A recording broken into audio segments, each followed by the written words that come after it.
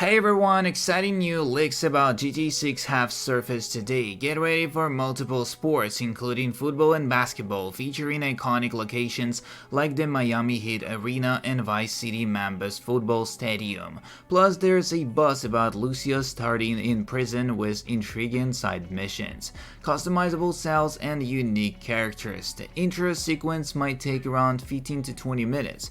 GTA 6 Online is set to build on the foundations of the GTA 4 and 5, promising an even more immersive and engaging multiplayer experience. Stay tuned for more updates. Subscribe if you want me to give away multiple GTA 6 copies on the release date. Thank you and let's go. So here we are, starting off with Strauss Zelnick, CEO of Take-Two, was interviewed by CNBC about GTA 6. The game was delayed internally because Rockstar strives for perfection, as this will be a game that no one was ever seen before. He also specifies that he is very confident that Rockstar will meet the full 2025 release target, sourced by CNBC. If you want to check out the full video about this update, check out the previous video that I uploaded yesterday. There's all the information you need to know. To the topic of today, no wonder it's taken so long. GTA 6 will reportedly feature multiple sports, including football and basketball, along with the Miami Heat Arena and Vice City Mambas football stadium. I was a bit skeptical, but coming from Gaming News 69, you can take it to the bank. Listen, I don't believe this shit, but something in my hopes this is true, especially the football part, and let me tell you why. Did any of you even ever play Natural Motion's Backbreaker? It was a football game, but it ran on Euphoria. The hits were amazing. I'm European, I have no fucking idea how football works, but the fucking tackling was a menace. Now imagine that GTA 6 was a football minigame and you can essentially just play this game. This is so fake and even worse downvoting. I mean, it's probably is fake, but it would actually be pretty cool because Take-Two is responsible for all Pro Football 2K5 and 2K8, and those games as sports games were pretty dope, so if they did choose to include sports, it actually wouldn't be too far-fetched to say they might add basketball on the beach or something along those lines, but I doubt it's gonna be like what the post above is trying to make it seem to be. Lucia in prison, intro, prologue, idea, discussions, and questions. A few discussion idea questions for a potential jail sequence during the intro. Personally, I am a big fan of the idea of starting in prison. What would be the side mini missions? What would be the death animations fail screens? Would there be a mini tutorial home mechanics? Customizing cell. Can we get introduced clothing customizations? I don't know, wearing the uniform or tank top. What kind of characters can appear? Would their player ever return the jail, story, or mechanically? How long the intro would take? 15 to 20 minutes, what do you think? Open world games that start with a long intro sequence where you are closed in a small space get criticized a lot. Look at Fallout 3, so Lucy in prison without Jason unlocked would not work. If it is a full-fledged functioning jail, I wouldn't enjoy that. I would actually enjoy that. Jails, prisons are their own community and are full of misadventures. I don't think Lucia will break out of prison at the start of the game like others believe. I also don't think we'll have more than 2 or 3 missions in prison, since some people were not fans of Chapter 1 of Red Dead Redemption 2 despite it only being about 6 missions.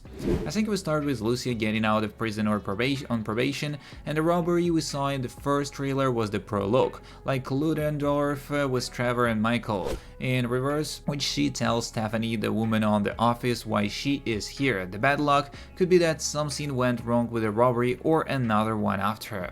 Plot twist: Lucia's cellmate and workout partner is Elizabeth Torres from GTA 4. Lucia will get into a fight with another prisoner named Big Bertha, just like the intro to Fresh Prince of Bel-Air, but it's left unresolved as she gets out of prison. In one of the endings, should Lucia but go back to prison, she has to fight with Bertha again, but the outcome of the fight is actually not shown. The weekly updates is, first of all, the suggestions that people want, and here's a huge pause that we should discuss. Turning the ignition on and off manually could restrict it to an optional feature.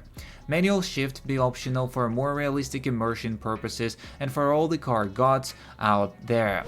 More realistic driving speeds from regular NPCs in cops. GTA 5's NPCs drove oddly slow on the highway, hard to slow down at times, and play realistically because of this. For the cops have the speed match their specific police car, Hellcat should keep up better than the Explorer.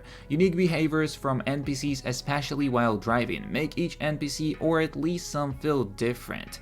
Full access to weapon wheel while driving. Can't express how many times I've needed a homing launcher instead of an RPG and was stuck cycling through weapons after hopping out of the car in a heated moment.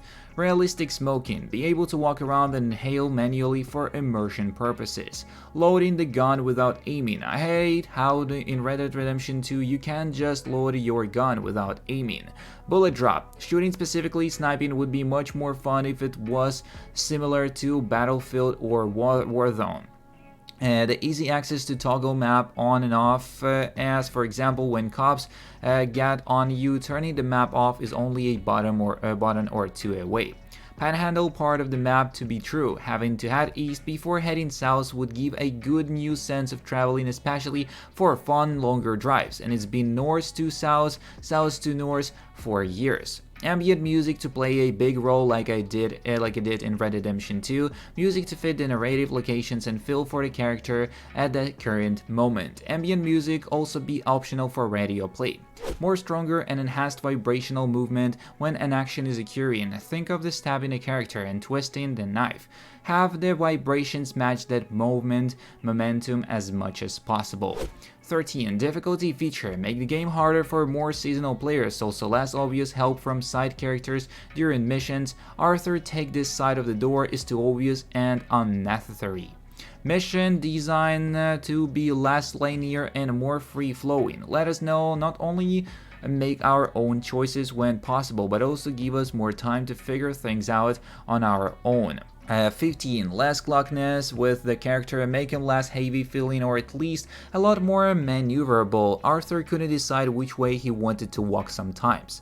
16. Animals to feel and behave less simulated. The gators in Red Dead Redemption 2 are a good example of this. They typically just sat there all day until you got close enough. Let some of them be doing something when we approach so they feel more alive, like eating on a boar for example. 17. Have each area be more dynamic and stand out by the overall vibe and energy. Hood is a good example, and also the hood and other areas sucked in terms of dynamic feel in GTA 5. 18. Obviously a deep compelling story that will reel you in like Red Dead Redemption 2 did. Let it be full of choices. 15. DLCs. I don't care if it's the online or a single player, just try not to let the DLCs feel so randomized. Let online have an overall feel identity to it. 20. Weapon, gun, players, and car customization to be much more in-depth. Cars, for example, all feel similar in many ways. One way in particular is the speed of the car. Your car and NPC cars should match the type of car that is being driven. Easily outrunning a cop that is a Hellcat with a minivan on the highway would be kinda wild, lol. Honorable mention, which is my favorite because I feel like people would love this. A simple dap, aka great feature to be implemented. Walk up to someone, if both people click B, for example, the characters dap one another up. Would really play a factor for immersion in my own opinion, as long as it's done correctly, free-flowing.